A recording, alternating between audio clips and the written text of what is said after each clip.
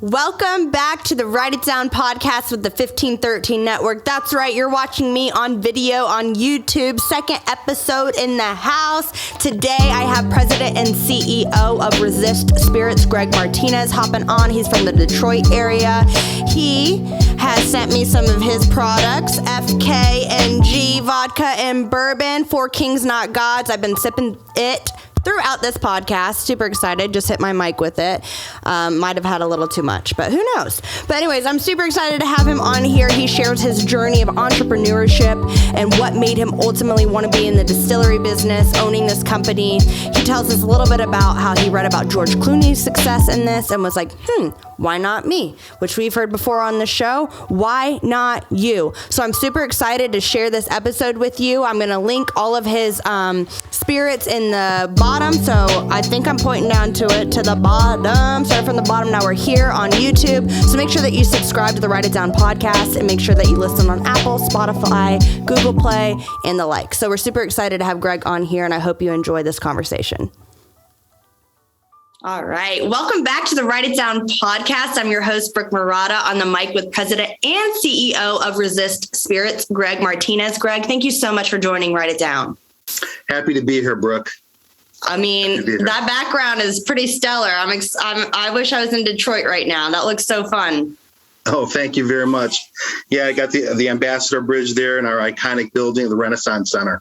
Love it so much.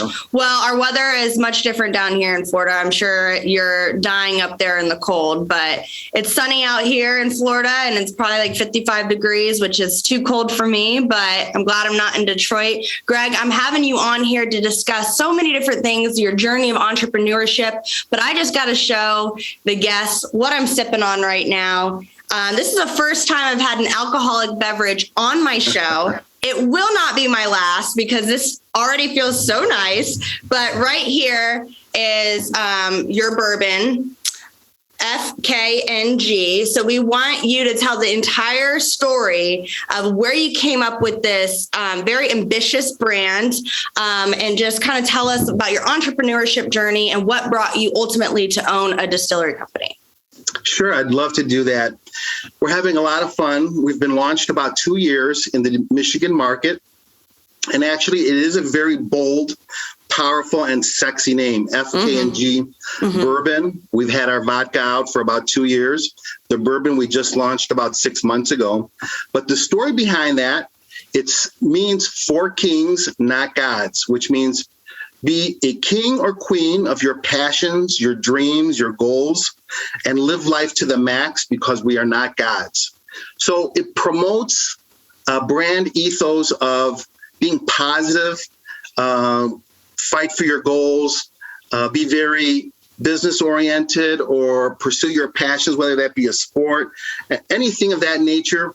We want to be a lifestyle brand that promotes personal development, success, and create great products that you can celebrate those victories with.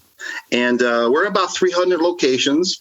We do plan on having multiple product lines of alcohol spirits and also cigars. So we're very excited. We're having a lot of fun, and the state of Michigan has embraced us. We've got a lot of consumers that enjoy it as well.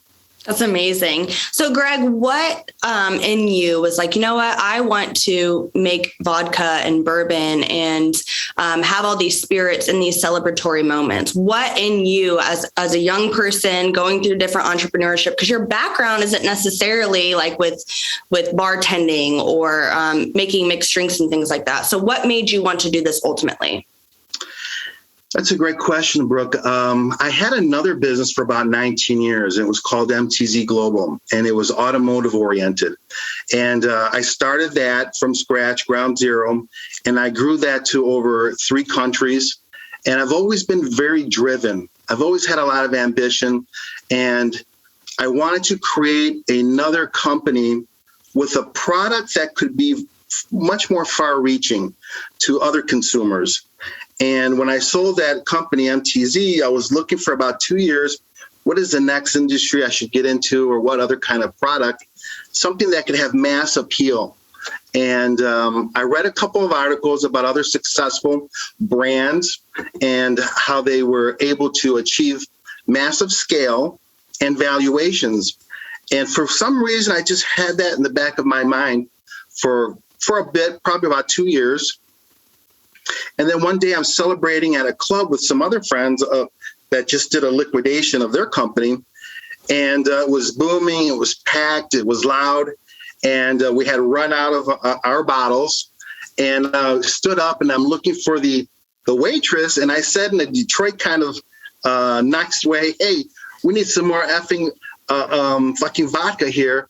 And as soon as those words left my lips, I thought that could be a phenomenal brand. Mm-hmm. So I left and I called my attorneys the next day to see what do we got to do to have this type of product and get it trademarked. And that was about 4 years ago. It took a while to get through all of the registrations and licensings and permits. But, and didn't they have kind of an issue at first with some of your branding and your name? And how did you overcome that? What did that look like with that process of getting trademarked? Yes, you're absolutely right. So the ATF, TTB has to approve any label that goes on a alcohol beverage. So at first I wanted to do FUCKING, mm-hmm. and of course that was shut down. Back then they had a law that you could not have anything obscene or offensive.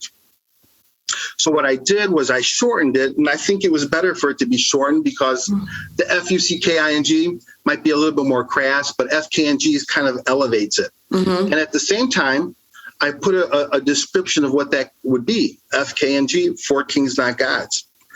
And I shared with them my background, that I was in the worked for the White House Advance and U.S. Secret Service. And the rest is history. They saw that, and they went ahead and gave us a trademark about 2 weeks later after that. Wow. And I love the boldness. I am bold myself. I'm a bartender by trade. And so I think this is a super neat concept. And I like how the flavor like really embodies the boldness as well on both of the spirits that I've tried here. One thing that I also think is so cool is it's very... if you can see, those that are watching, but those that are listening only, if you look up this brand, and we'll tell you how to find them, it's very king-like. It's very queen-like. It feels like you're looking at this brand and what you did. It's kind of like other products, not trying to, throw too many similarities, but with like crown products, like it seems more royal. And so I really like what you did with the branding as well. What is the first contact that you had to make in order to make this happen? So you're talking to the waitress that night, you have this idea, 30 plus hours later, you're like, this is what I want to do. Who do you call? How do you just start making bourbon and vodka and tequila and cigars? Like, what does that look like as an entrepreneur? Sure. Well, I called a few distilleries, and all of them said, hey, are you sure you know where you're getting into? And although it was new, I'm somebody who's not fearful. I embrace risk. I embrace getting out there and being at the forefront. So after speaking to the distilleries, they all wanted to know, well, what's your brand going to be? And at that time, I still was waiting for my trademark. And I said it was going to be something bold. But I did know that for the last 10 years, I've been a student of success. And how are some people able to achieve success? What does it take? And I wanted to create a product for that, because I know there are millions of people out there that have similar stories. And I wanted to create a brand that would be with those attributes and characteristics that they would follow, because I firmly believe people don't buy products. People buy feelings and people buy identities. So I wanted to have something that was along those lines of fighting for your territory, fighting for your life, fighting for your passions and dreams. So I went with the distilleries and I just investigated everything. What does it cost? Who's out there, so I can find out what their attributes from their manufacturing standpoint was. Actually, my prior business was in quality control. So I wanted to go to distilleries that had a lot of processes in place. They cared about their quality.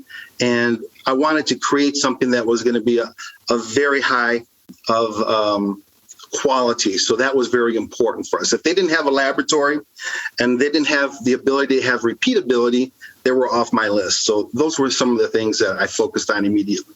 Okay. Then after that, I had to find out about the registrations. How do I get a federal wholesaler's license, import-export license, and all of those other registrations and permits that are required.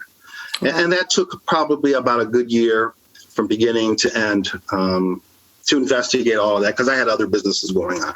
Okay. Yeah. And what was it like announcing the final product? Do you remember that day? How did it go down? Was it Facebook? Was it Instagram? What was your thing or was it an event that you were like, we're finally here. Here's my packaged products. Four Kings Not Gods is making its debut. Well, for our first product was a vodka. And so what we did to finalize our formula, we invited beverage directors and bartenders. So we had them all come into our office and we did a blind taste test. About 98% of vodka is filtered. And we threw into the mix there an unfiltered vodka. And overwhelmingly, the vote came in that the taste of our unfiltered was far and beyond more superior than the filtered vodka. So we knew we had a winner there. And we also, as we investigated, there's very few people that had that. And it also goes with our branding. We want to be unfiltered, ultra premium, unapologetic. And it goes with exactly what we're trying to expel out there. We're going to take a quick break to discuss Write It Down's brand new website. You can head over to widpod.com, widpod.com, and see all the goods. You'll notice a banner at the top of the page that says Learn More. If you click that link, it'll show you how you can support Write It Down. P.S. My favorite part about the website is the lid wall, which is a collection of all the Write It Downs from the show. This podcast is made possible by the 1513 Network, so show the network some love and support by listening to their other shows. If not, just stick with Write It Down, because I'm the coolest, the realest, the illest. Now, back to the show.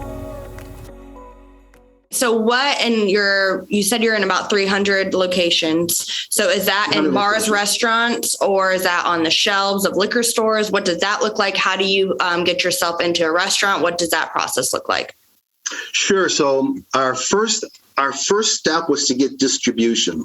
Mm-hmm. That means we want to make sure that once a person tries this, they like it and love it, they have a location where they can go buy it off the shelves. So we focused on distribution first at the retailers. And then we started going to on-premise. Unfortunately, when this all launched, there was the COVID where everything was being shut down. So we primarily just focused on the retailers, where we had a lot of great success and a lot of people have embraced us. The brand, although it's very bold, and it's very direct and powerful. Mm-hmm. It's across all demographics. We're in very high-end country clubs. We're at all different segments of the geography of the state of Michigan. That's amazing. Yeah. And you are working on, can you go ahead and tell us what you're working on behind the scenes to bring out more products?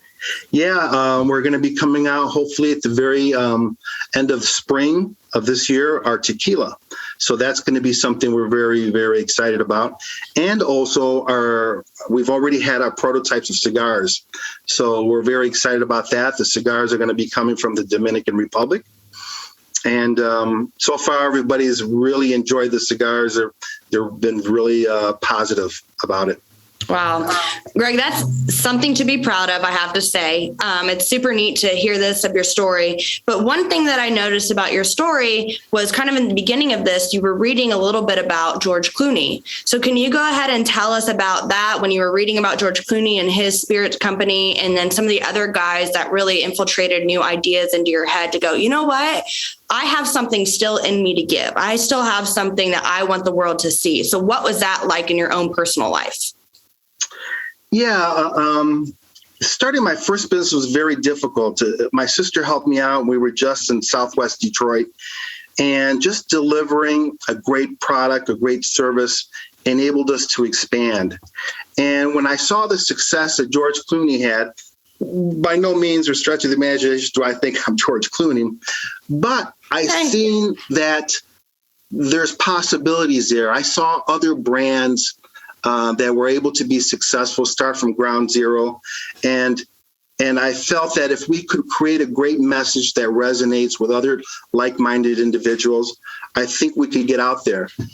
And I think that one of the most powerful points for me was, hey, we've got a very, very bold name, fucking vodka, which is officially FKNG. But I know that probably 50% of the population will use profanity.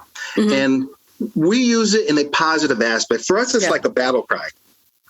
And I'm not squeamish about using profanity. Matter of fact, sometimes I embrace it. And I know a lot of our other investors and partners do. Let me share with you. Some of my partners are retired federal agents, law enforcement agents. I have attorneys. We have real estate developers. I have an Air Force pilot who's active today. And so we know there's a segment of the population out there that's not squeamish about that. And as a matter of fact, I believe that sensitivity equals poverty. You've got to be able to go out there and give it all, be very direct. And if people are offended by that, so be it. We also know that you can't be everything to everybody. So we're going to find our niche. We're going to find our customers. And I believe we're going to resonate. We're already doing that. Wow. I like it. And it's funny because we got to chat a little bit before this last week. And the first thing that popped into my mind was like, man, that's a Detroit man right there. And I joke about it because, I'm born and raised in Florida. And, anytime I go up north, even mainly northeast, I've only been in your region with Wisconsin, but you guys use profanity like punctuation. And that's just a difference, like culturally. And so it's just funny because just like listening to you talk, it's like, I don't think twice about it, but I could understand why other people could. But I really like what you're saying here is like, look, I'm not going to be able to please everyone. And that in the day and age we're living in, nobody can. So what I like about you and about your brand is you're like, this is us. I'm not going to cower away from saying it. And I think that's really neat of you to be able to do that. And I think it's bold of you and I respect it. One of the other questions I have for you, including your spirits, is tell us a little bit about the Great American Bartenders and Spirits competition. I got to watch an episode on YouTube that you guys sponsored and put this through. So what does that look like? Do you want to do more episodes? Why don't you tell the audience what that looks like about getting some more brand recognition with Four Kings, Not Gods? Sure. Thank you. I recognize when we did this, it's a very competitive industry, very competitive space. So I shared with my team, we've got to be thinking outside the box. What can we do that nobody else is doing? And this concept is still in development, but I think we're getting some traction out there. I decided let's create a bartender competition, and they've been done in the past. Don't get me wrong. Yeah, absolutely. It existed. But let's have the ability where we can share our products with bartenders as they're coming in. And so the premise behind that is to get brand recognition, share this with other bartenders and beverage directors nationwide as our concept for this new potential TV series expands and grows out there. And we've shared this with some folks, production companies, and it's got some wings. It's going in the right direction. And I hope to have another announcement in the next 30 to 60 days from now. Wow. We'll be on our toes because I'm super excited. I loved watching it. If you guys want to check it out, I will link it in our description for this podcast and for this YouTube video. It's super neat to watch. I liked watching the host of the show because I have aspirations to do that. So watching her kind of usher along this competition was super cool to watch. And then it was great to see these bartenders from a bartender's perspective to watch their mixology with their drinks and using your products and just kind of the light advertising you had in there. It was very tastefully done. I thought it was so awesome. So I'm a huge fan. So where or how can us down in Florida get our hands on your products? Thank you very much, Brooke. I appreciate that. On our website, we do have a page where you're able to buy online our bourbon and our vodka. And very soon we're going to be having a merchandise page with that. And that's all on our website, which is resistspirits.com. Resistspirits.com. Well, you guys definitely need to get your hands on this. It's so good. It's very, very strong. I mean, all alcohol is strong, especially if you don't drink often, but this is very strong and bold, and I really like it and appreciate it. I haven't made an old fashioned with it yet, but I'm excited to. I'm just, straight up right now. But I do have a couple rapid fire questions for you to get to know you a little bit better before we wrap up the show and do our write it down portion of the show. But this will kind of tell us a little bit more of what type of guy you are. Favorite cocktail of all time? A dirty martini. Dirty martini. What vodka? Yes. Fucking vodka. That's it. I love it. I love it. If you could smoke a cigar with anyone undisrupted, who would it be? Teddy Roosevelt. Teddy Roosevelt. You can elaborate on that. This won't be that rapid fire. Why would you pick Teddy Roosevelt? He was a warrior at spirit. He was a philanthropist, and he was an outdoorsman. I love the outdoors. I grew up in the outdoors in Virginia, Mexico, here in Michigan. And I'm a very lucky man. I enjoy fishing, and I've fished in a lot of great areas of the world. And I bet it's like beautiful to fish where you're from. Up in the, it's Midwest, right? Considered Midwest or? Yeah. Okay. Yes. I figured so, but I'm like literally not from here. Or from there. So like when I went up there, I was like, where am I? Like, I literally feel I went to Wisconsin and I was like, this is like another country up here, but it's super neat and it's beautiful. Like the Great Lakes literally look like oceans, especially like from the plane. It's like insane. If you haven't been to the Midwest, the Northwest, whatever you want to call it, it's really neat to go up there. So I bet the fishing is awesome too with all those waterways up there. Teddy Roosevelt. One place you want to see your spirits in? That's a great question. We'd love to see our spirits, not just here in the States, but we'd love to see it also throughout Europe and Asia. We'd love to see them embrace that. Wow. Well, I would love to see that. I'd love to be able to travel and order your spirits on the menu. What song have you listened to the most throughout your life? What song? That's a great question. I'm from the 80s. I grew up was in high school in the 80s and the 90s. So for me, one of my bands that I'd like the most is Pearl Jam, Black. That is literally my favorite Pearl Jam song. There you go. I kid you not. I'm so glad you said that. So I listened to Black by Pearl Jam with my dad all the time. And man, I'm glad, number one, that I know that song. A little bit of grunge, yeah. Because like sometimes my guests, like full transparency, will answer and I'm like, I have no idea what that is because I'm 26, but I know Pearl Jam and I know the song Black. It's one of their best songs ever. So I'm really glad you said, Greg, I feel like we connected on a whole nother level. And I should have asked you that at the beginning of the show because I just would have been like, we'd have been right there this whole time. We're on the same frequency. I love it. Well, Greg, we are getting to that point of the show where I ask each guest to share with the audience a nugget of wisdom, their write it down. So Greg Martinez, what is your write it down? So, Brooke, if you don't mind, I would like to give you two. Please. But the first one is resist being average, be fucking extraordinary. That's the tagline of our company. And number two is ideas are worthless. Execution is priceless. Because we all have a lot of great ideas. And if I'd like to inspire people that here's a person that started from ground zero, a spirits company, not with just one product, but we're going to have multiple products and a cigar. Take your ideas, put passion into it, and execute. It's possible. You can have it. You can make it done. And I want to congratulate you. You had a thought. You had an idea to have a podcast. And I'm very honored to be on it because you have a very distinguished list of guests that you've had. So congratulations to you, bro. Thank you so much, Greg. And I appreciate you coming on the show. And one thing, those who are watching, those who are listening, when you do have an idea, it really is important to write it down. Because when you write things down, it puts things into motion. It makes it feel like it's coming alive a little bit. So I'm super thankful that you came on the show, Greg. I want to have you back. I want to talk more. I want to know more about your tequila and your cigars and the things that you are pushing forward in the next year or so. So we're definitely going to have to do this again. And you're going to have to update us in 30 to 60 days on some of the secrets that you have for us. But for those of you who are watching or listening, we will link their website below.